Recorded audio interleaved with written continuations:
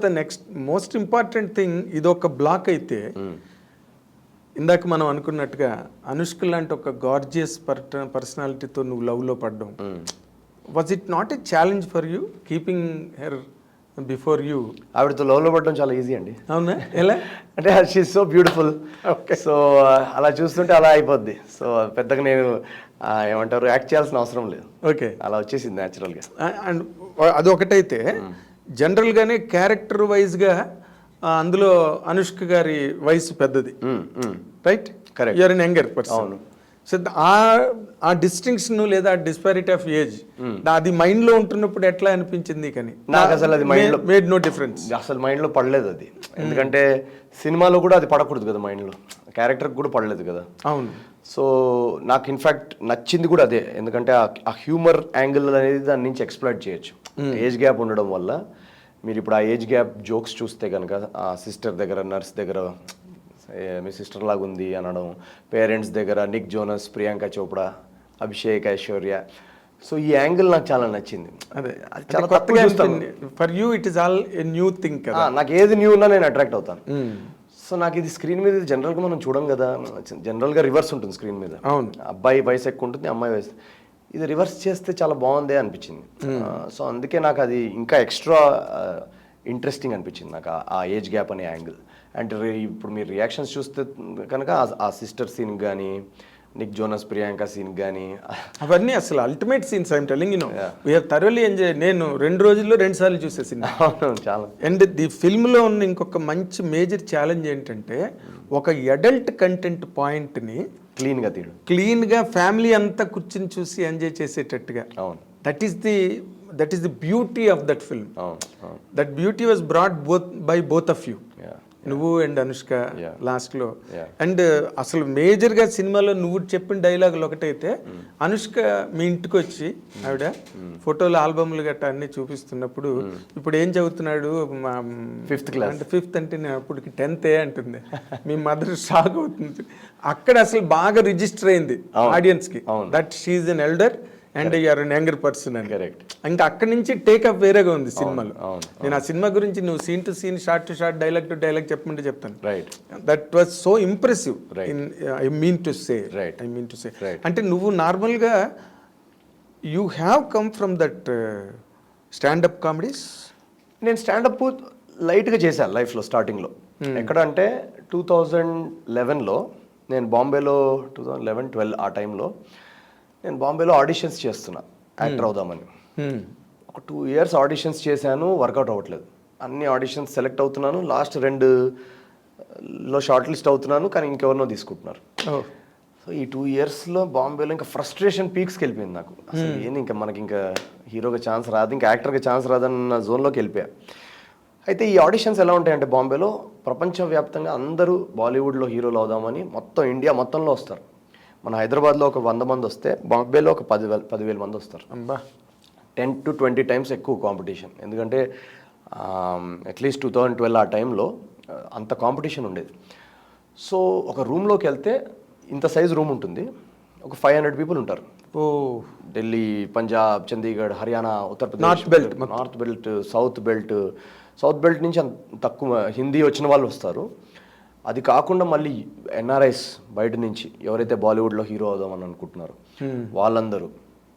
వీళ్ళందరూ ఏంటి ఫుల్ నాకు ఎక్కడ అంటే మన 6 ప్యాక్లు వేసుకొని ఇంతతో పెట్టి చాలా నాకు రిజెక్షన్స్లో చాలా వియర్డ్ రీజన్స్ చెప్పేవాళ్ళు అనమాట. నాకు అర్థమయ్యే కాదు. ఫస్ట్ ఒకసారి వెళ్ళినప్పుడు బయట నుంచే వాడు నాట్ ఫిట్ అన్నాడు. నేను ఆప్కా నాట్ ఫిట్ అంటే నాకు అర్థం కాలేదు. ఫిట్ నేను బాగానే ఉంది కదా ఫిట్నెస్.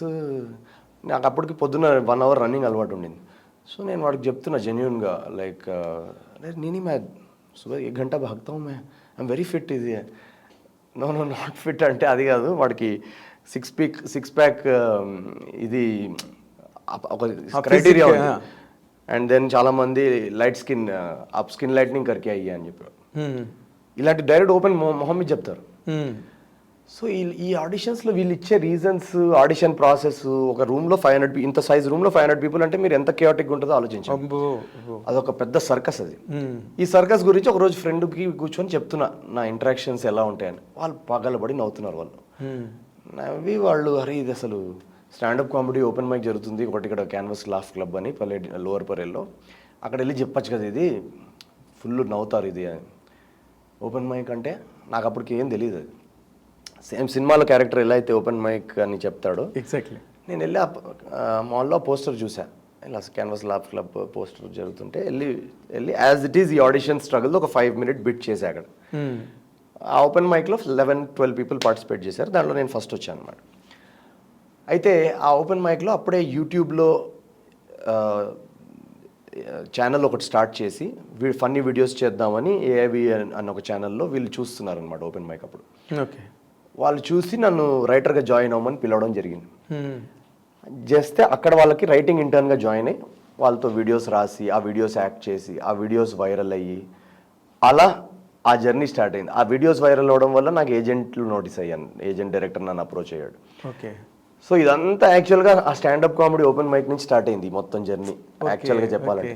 సో రివర్స్గా తిరిగి చూస్తే ఇప్పుడు మొత్తం సర్కిల్లో మళ్ళీ నేను స్టాండప్ కమెడియన్గా చేయడం అనేది ఒక ఫుల్ సర్కిల్ తిరిగి వచ్చింది ఆ జర్నీ అంతా. ఎగ్జాక్ట్లీ. మధ్యలో ఒక 10-12 years ఉందా? ఈజీగా, మోర్ దెన్ దట్. ఎస్, ఈజీగా.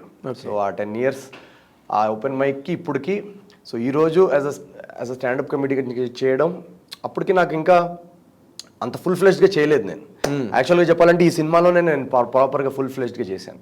అదే చేసే ఛాన్స్ వచ్చింది. బట్ ఎస్, ఆ రోజు ఆ standup comedy open mic poster చూడకపోయి ఉంటే నేను ఆ మాల్లో మేబీ ఈ జర్నీ అంతా అయ్యేది కాదేమో. అలాగే మీ ఫ్రెండ్స్, రూమ్మేట్స్ నువ్వు చెయ్యొచ్చు కదా అని నన్ను చెప్పకపోయి ఉంటే నేను వెళ్ళేవాడిని కాదు. అది ఎగ్జాక్ట్లీ. అంటే దే హ్యావ్ స్పాటెడ్ యూ, నీలో ఈ ఎలిమెంట్ ఉందని స్పాట్ చేసిన వాళ్ళు. అందులో మళ్ళీ ఏంటి, అది నేను చెప్పింది వాళ్ళకి నా బాధ. అక్కడ గమనించాల్సింది ఏంటంటే మన ట్రాజెడీ ఎదుటివాడికి కామెడీలాగా అనిపిస్తుంది. కామెడీ. సో మన బాధ అనేది మనం హ్యూమర్లోకి మార్చేస్తే అది నలుగురికి సంతోషాన్ని, మన బాధ కూడా నలుగురికి సంతోషాన్ని ఇవ్వచ్చు. అది ప్రొఫెషన్గా కావచ్చు, అది ప్రొఫెషన్గా కావచ్చు. అదే కదా నువ్వు సినిమాలో ఫాదర్తో ఆర్గ్యూ చేసింది. ఇది కూడా ఒక ప్రొఫెషన్ అన్న, దీనిలో కూడా సంపాదించవచ్చు 100%. అయ్యో, ఇప్పుడు స్టాండప్ అనేది హ్యూజ్ ప్రొఫెషన్ ఇండియాలో. అది సినిమాలో కేవలం నీకు, మీ ఫాదర్కి, మురళీ శర్మ గారికి ఉన్న డైలాగ్ కాదు. That is a dialogue to the society. అవును. Tomorrow lot many boys can impress upon their parents citing the example of your film. That way you helped the new generation. Or maybe I pissed off a lot of fathers. ఇప్పుడు తండ్రులు అందరూ మీ మూలాన్ని మా అబ్బాయి నన్ను ఎదురు తిరుగుతున్నాడని కూడా అనొచ్చు. చచ్చినాడే నీ వల్ల మా పిల్లలు హాయిగా వాడు సాఫ్ట్వేర్ ఇంజనీర్ కదా వెళ్తుంటే ఈ అనవసరంగా ఈ సినిమా చూసి ఇప్పుడు పాడేయడని. ఎందుకంటే నువ్వు ఇంకో రకంగా కూడా రెచ్చగొట్టావు దాంట్లో. అదేంటి వెంటనే మీరు ఇలాగ వచ్చేస్తే ఎలాగా 5 ఏళ్ళు ఇంజనీరింగ్ చదవాలి. అది రియల్ లైఫ్. మన ఫ్రస్ట్రేషన్ చూసి పేరెంట్స్ కళ్ళల్లో ఆనందం అని ఆ డైలాగులన్నీ ఎంతలాగా ఓన్ చేసుకున్నారంటే youth, that can be noticed in social media.